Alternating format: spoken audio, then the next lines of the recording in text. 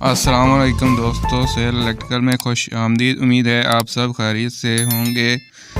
आने वाले दोस्तों से गुजारिश है कि चैनल को सब्सक्राइब कर लें ताकि हर आने वाली नई वीडियो का नोटिफिकेशन बर वक्त आपको मिलता रहे। वीडियो को लाइक करें और वीडियो अच्छी लगे तो कमेंट सेक्शन में अपनी राय का ज़रूर इज़हार करें। आज की हमारी वीडियो का टॉपिक है गीज़र की रिपेयरिंग और वायरिंग करने का तरीका। दोस्तों, जैसे कि ठंड का मौसम शुरू हो गया है तो नहाने के लिए पानी को गर्म करते हैं और पानी को गर्म करने के लिए घर में गीज़र का इस्तेमाल करते हैं। दोस्तों, आपके घर में जो गीज़र इस्तेमाल हो रहा है आप उसको चालू करते हैं तो वो चालू भी हो सकता है या किसी वजह से ख़राब हो सकता है। तो आज की इस वीडियो में आपको बताऊंगा कि आपका जो गीज़र होता है इसमें जो फॉल्ट आता है आप उसको कैसे चेक करोगे और इसके साथ साथ ये जो गीज़र होता है इसकी वायरिंग कैसे करोगे।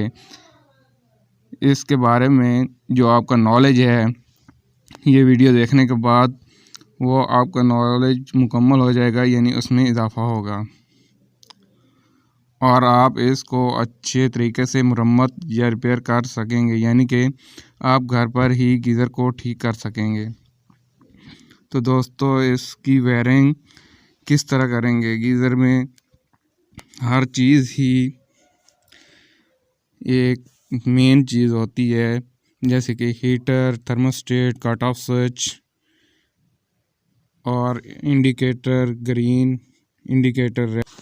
ये हमारा हो गया हीटर। दोस्तों देखिए, ये जो हीटर है इसको पावर सप्लाई देने के लिए 3 पिन शू का इस्तेमाल करते हैं। आप यानी इस टॉप प्लग का इस्तेमाल करके हीटर को कनेक्ट कर देते हैं पावर सप्लाई से, तो हीटर पानी गर्म करने लगता है। लेकिन हमारा जो गीज़र होता है इसको कुछ प्रोटेक्शन की ज़रूरत होती है, तो हम इसमें एक प्रोटेक्शन इस्तेमाल करते हैं, थर्मोस्टेट। थर्मोस्टेट का काम यह है, जब पानी गर्म हो जाता है जितना टेम्परेचर हमने एडजस्ट किया है तो उसके बाद पावर सप्लाई बंद कर देता है, यानी कि जितना गर्म पानी हमें चाहिए उतना होने के बाद ये खुद ब खुद हीटर को बंद कर देता है। तो दोस्तों, उसके बाद हमें ज़रूरत होती है एक और प्रोटेक्शन इस्तेमाल करते हैं जिसे हम कट ऑफ कहते हैं। इसका इस्तेमाल किया जाता है। ये थर्मोस्टेट जैसा स्विच होता है, एक तरह से आप इसको ओवरलोड रिले भी कह सकते हैं, जैसा कि दिखाया गया है। ये थर्मोस्टेट की तरह ही होता है। अब दोस्तों देखिएगा, आपको जो गीज़र नज़र आ रहा है इसमें 2 इंडिकेटर इस्तेमाल किए गए हैं, यानी 2 इंडिकेशन लैंप इस्तेमाल किए गए हैं। एक ग्रीन कलर का है, ये ऑन हालत को ज़ाहिर करता है, और दूसरा रेड कलर का है, ये ऑफ हालत को ज़ाहिर करता है।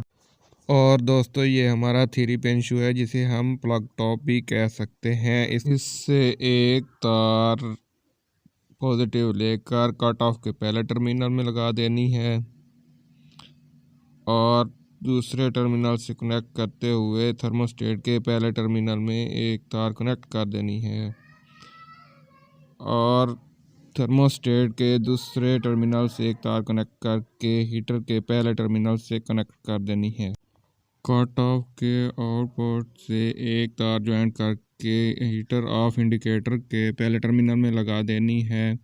ये आपके हीटर ऑफ की हालत को शो करेगा। और थर्मोस्टेट के आउटपुट से एक तार ज्वाइन करके हीटर ऑन इंडिकेटर के पहले टर्मिनल में लगा देनी है। ये हीटर ऑन इंडिकेटर की हालत शो करेगा।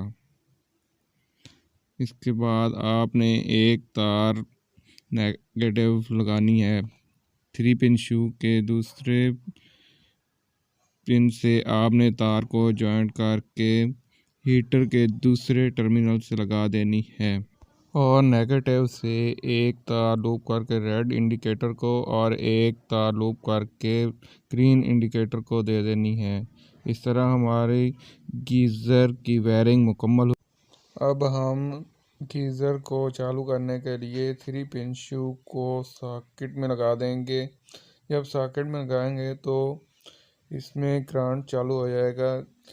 3 پن شو سے کرنٹ کٹ آف سوئچ کے ان پٹ ٹرمینل میں پہنچ جائے گا اور یہاں سے کرنٹ کٹ آف سوئچ سے آؤٹ پٹ ٹرمینل سے تھرموسٹیٹ کے ان پٹ ٹرمینل میں پہنچے گا۔ جب تھرموسٹیٹ کے ان پٹ ٹرمینل میں پہنچے گا تو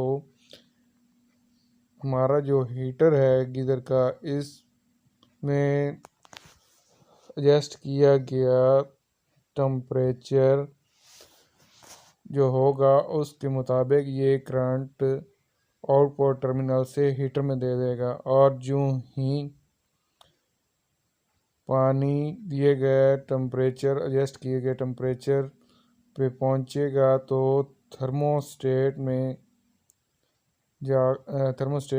خود بخود ہیٹر کو آف کر دے گا، اور یہ جو سبز رنگ کی انڈیکیشن لگی ہے یہ آن انڈیکیشن ہے، اور جب ہیٹر کام کر رہا ہوگا تو سبز لائٹ کا انڈیکیشن آن ہوگا، اور جب یہ بند ہوگا تو یہ انڈیکیشن بھی بند ہو جائے گا۔ اور اب ہم آپ کو بتاتے ہیں کہ اس کی ریپیئرنگ کیسے کرنی ہے۔ دوستو، آپ نے سب سے پہلے ہیٹر کو چیک کرنا ہے ملٹی میٹر کی مدد سے۔ آپ نے ہیٹر کو چیک کر لینا ہے، ملٹی میٹر کو اوم پر ایڈجسٹ کرنا ہے۔ اگر ریڈنگ ملٹی میٹر پر 1000 یا 2000 آ رہی ہے تو آپ کا ہیٹر ٹھیک ہے۔ اس کے بعد آپ نے تھرموسٹیٹ یا کٹ آف سوئچ کو چیک کرنا ہے۔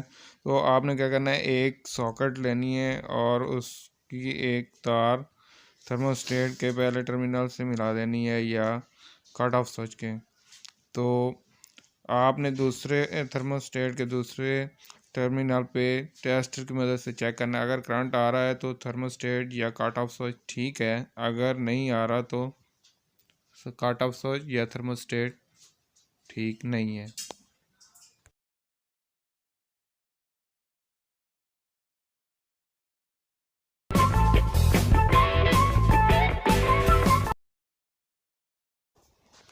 ویڈیو دیکھنے کا بہت بہت شکریہ۔ اللہ حافظ، ملتے ہیں نیکسٹ ویڈیو میں۔